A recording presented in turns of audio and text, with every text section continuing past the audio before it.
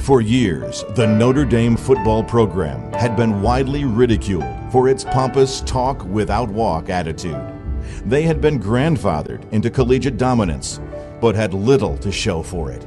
And essentially, for 24 years, they made small ripples on the national level by throwing pebbles into the sea. It seemed, though, that those ripples would generate waves in 2010 when Notre Dame hired Brian Kelly, a coach who had won championships at multiple levels, a coach who provided hope to a desolate and depleted program. Is Notre Dame going to win a national championship? Oh, yeah.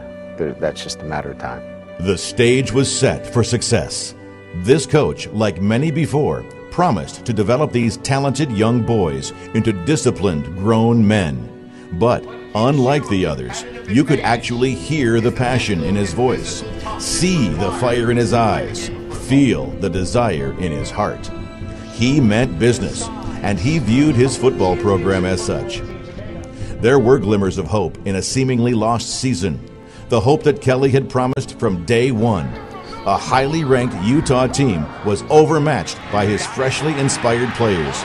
It had been a long 5 years since Notre Dame had beaten a team ranked in the top 15, and even longer since hope had been repaired.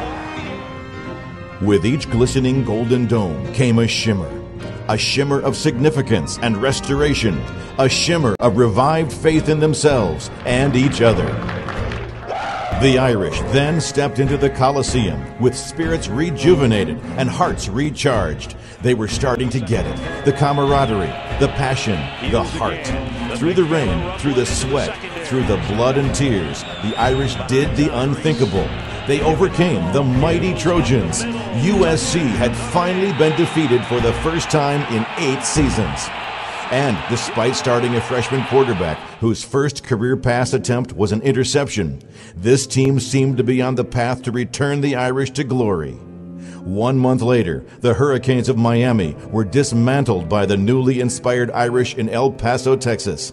It was a glittery finish to a mediocre season, but it was an ending fit for promise and anticipation. Optimism reached new heights in the summer of 2011, with the Irish ranked in the top 20. With an insignificant schedule and with several returning stars, the stage was set, once again, for success. That quickly ended 10 turnovers and 2 losses later. And once again, the memories of the last 20 years came back more daunting and haunting than ever. What should have been effortless massacres quickly became strenuous battles. Games were lost that should never be lost, and fans were left wondering if Coach Kelly was able to live up to the hype that he had originally presented. Desperation began to fill the cracks. He soon became known for his temper. Fans soon became known for their abandonment, and the university soon became known for its irrelevancy. The season ended much like the year before, an 8-5 record and question marks floating above the house that Rockne built. Maybe the stage wasn't set. Maybe Notre Dame was thrown back into a dismal chasm of insignificance. Maybe, just maybe, they would never amount to more than just ripples in the sea.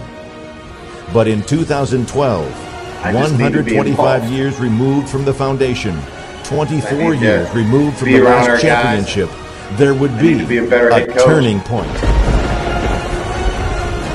So you got to check yourself. Are you where you want to be? You know what kind of schedule we play. Everything that you do every day is right here on this soil. Picture success. Believe it will come to you. You get what you deserve. This is football. The Irish faithful were excited, waking up early on September 1st, filling their mugs with a little Irish coffee and throwing on their Notre Dame gear. The Fighting Irish ready to take on a familiar rival on unfamiliar soil. 3,600 miles from home, our boys stepped onto a field in Dublin, Ireland, with a brand new quarterback and a lot of questions to be answered in 2012. A dominant running game. I think George Atkinson will win it easily. A shining defense. Toss. Oh, it's out of his hands. Let's see, that's ruled a live ball. And an ecstatic Irish crowd led to early morning celebrations across the world. Overall, it's our first time ever to Ireland, and it was a fantastic experience. Ending with a win always helps. After a long flight, questions about jet lag, and a week on campus of celebrating their opening day victory over Navy, the Irish were ready to protect their house on the home soil of Notre Dame Stadium. To the lofty ambitions of Notre Dame football. An old Indiana rivalry, big hits, big plays, and the emergence of young Everett Golson under center. Rolls to his right. Gonna keep it. One thumb injury, a costly turnover, and a familiar face arose to lead the Irish to victory. The play clock is down. Here's this underthrow. While a brand new face showed off his leg to seal the deal.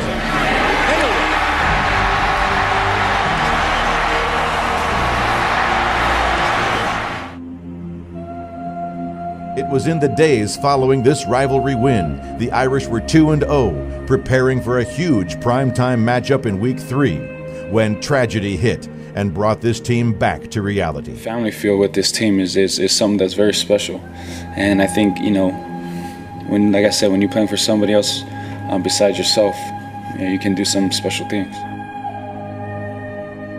Like I said, my relationship with my Heavenly Father has never been so strong, and I think that has a definite connection with how I've been doing on the football field. Natl Title, the defensive player of this game, standing tall with a heavy heart here tonight, and the Irish pulled to 3-0 and head home to play Michigan next Saturday night.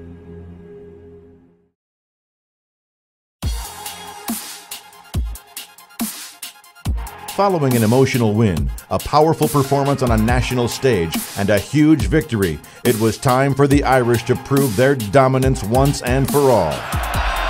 Robinson sets, delivers, intercepted.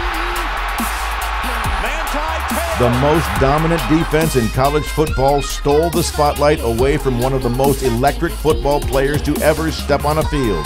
Natl Title and his defense demolished and punished the Wolverines. 5 interceptions, 1 fumble recovery, 0 touchdowns, and pure defensive dominance exerted on the Wolverines. 376. That's how many rushing yards the Irish put up on the Hurricanes. 376 yards of superiority as our running backs, offensive line, and dual-threat quarterback bulldoze their way to another blowout win in prime time. Have the Irish returned to glory? Is Notre Dame relevant again? ESPN believed so as they brought their game day crew to rainy South Bend for an instant classic battle with the Cardinal of Stanford. I think today is an important step. You guys win this one, they'll be talking about a BCS Bowl minimum, perhaps the championship game.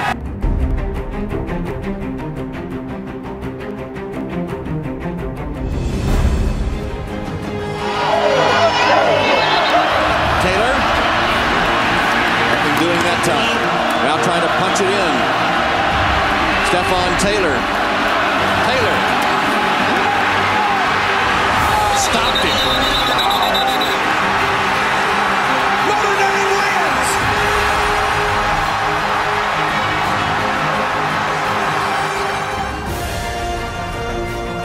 With their schedule, if Notre Dame runs a table, they're playing for the national championship. There's no question in my mind about that. The only question is, will they go undefeated? A trap game, they said. With Golson out, a heavy dose of Riddick and Wood carried the offense. The defense continued their tear, sealing the victory with an interception.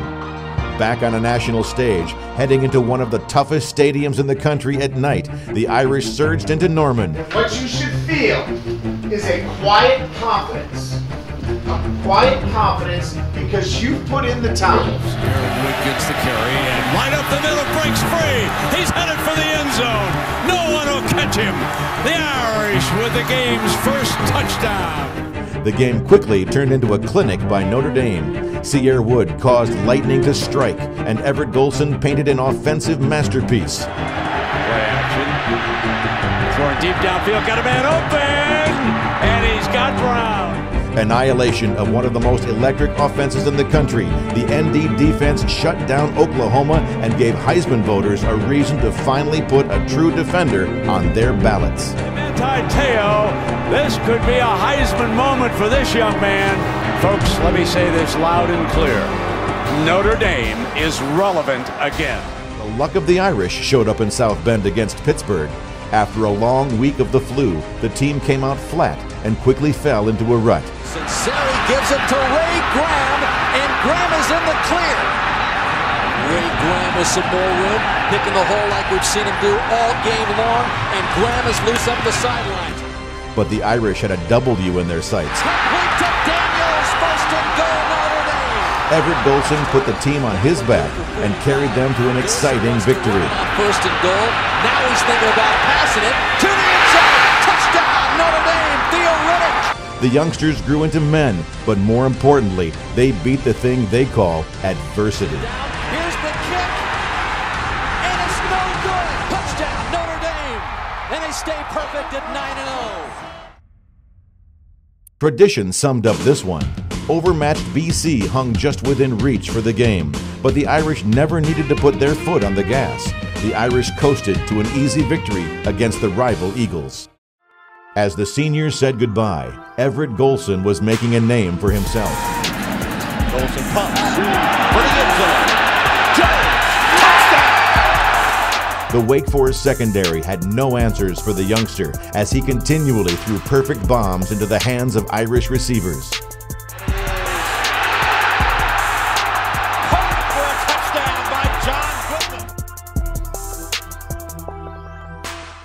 Great win, great victory, and the goal achieved.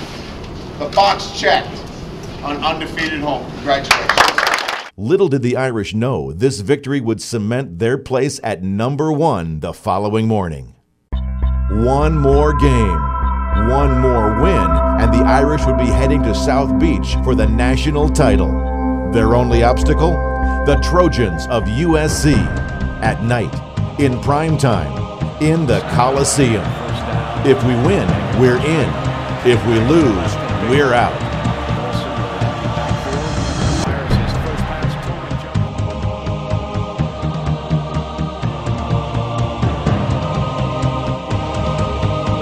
And with that, the Irish stormed the Coliseum.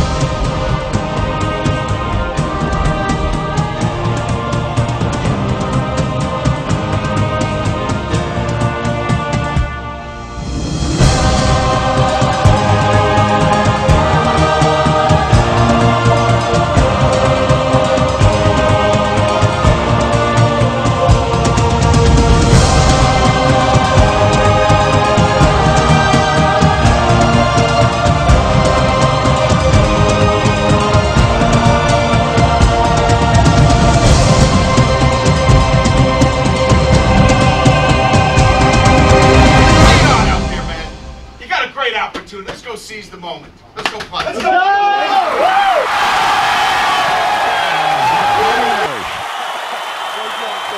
Have finished an undefeated regular season.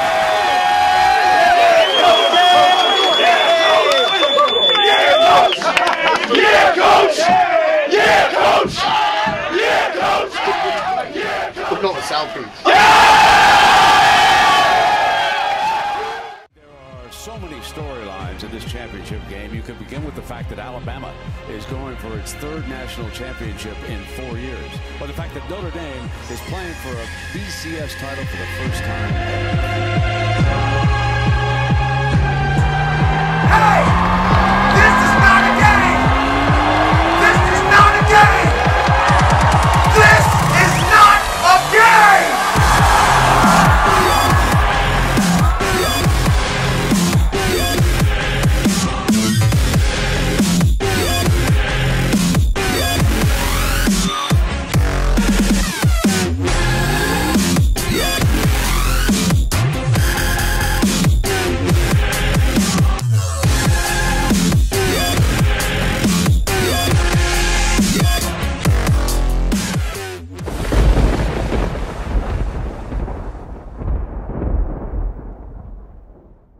Hi, I'm Michael Sachs, Chief Operating Officer of the Orange Bowl Committee, and I've got Louis Bowie here, First Vice Chair of the Orange Bowl Committee.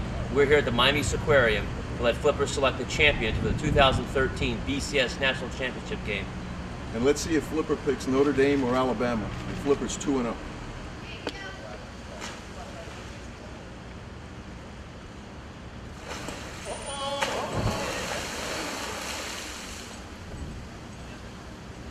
for the national championship game, Flipper has selected Obi. Notre Dame.